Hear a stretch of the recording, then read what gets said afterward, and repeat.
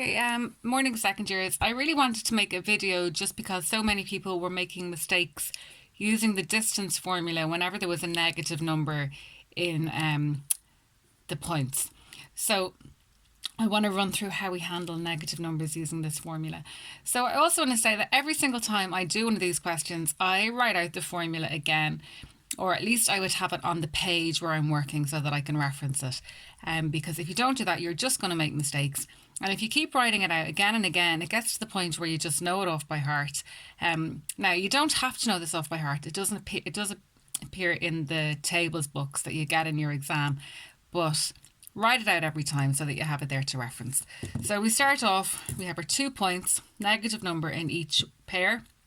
And as usual, we label x1, y1, x2, y2. Okay, so we start filling in our formula. So here we have x2, which is minus 2, minus x1, which is minus 3 squared. So you just substitute it straight in. So minus 2 goes straight in where x2 goes.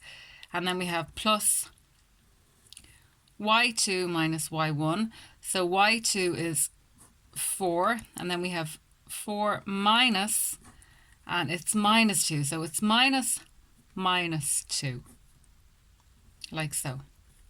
So with this one we have minus 2 minus 3 is minus 5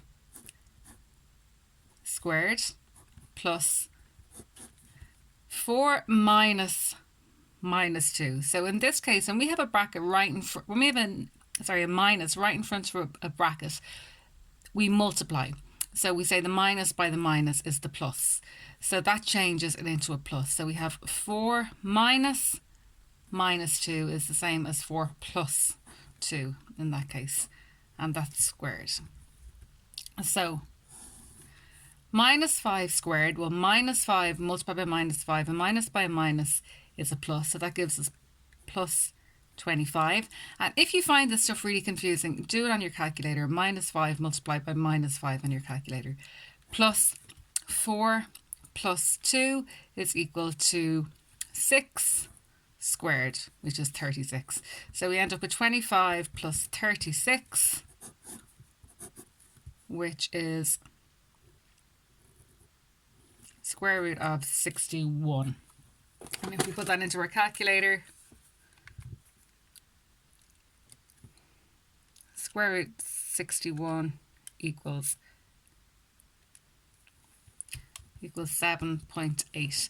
And just to also say that in the distance formula, distance can never be a negative number.